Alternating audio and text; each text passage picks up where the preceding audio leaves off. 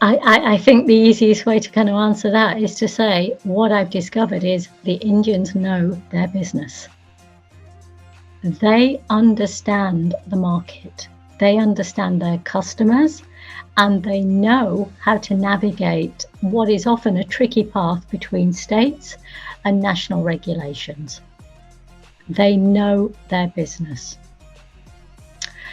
I think 5 years for any sector, it is a long time to be kind of stargazing.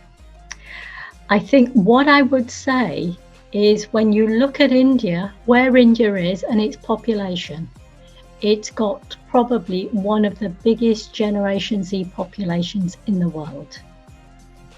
It is driving a national policy of technology.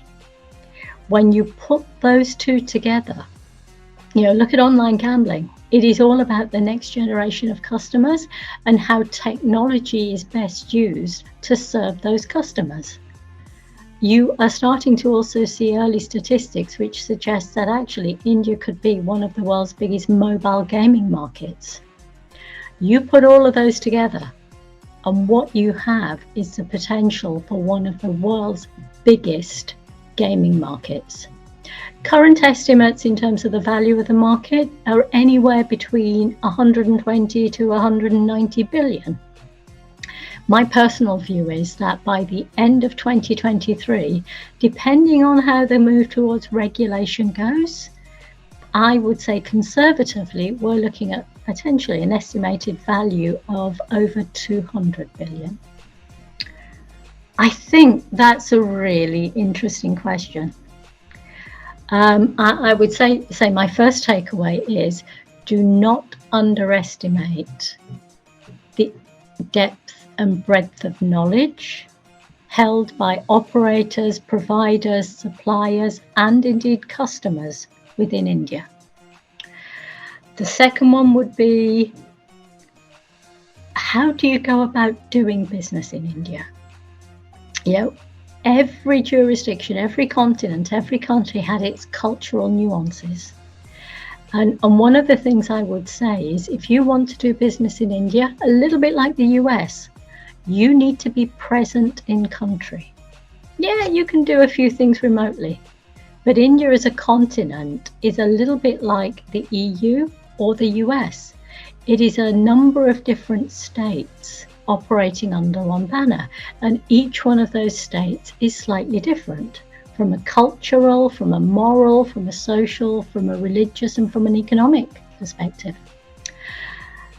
Third thing I would say is if you want to understand Indian customers, and not just current customers, but the next generation of customers, the people you're going to be developing your products and your services for.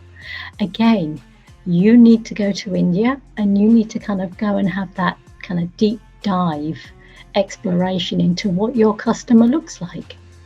Because your next generation of sports betting customer is probably not going to be driven by cricket. They are more likely going to be driven by football, which is growing at an exponential rate in India. Interest in American sports is growing. And one of the big unknowns right now is if India is going to be one of the biggest mobile gaming markets, that obviously has a natural lead into esports and then esports betting. I think in terms of SPiCE 2023, I think it has the potential to be the most exciting event yet. And if I'm speaking frankly, I can't wait to see what the stakeholders within the Indian gaming market, what they're thinking, what they're feeling, and how they see the next 6 to 12 months and the shifting landscape of betting and gaming in India.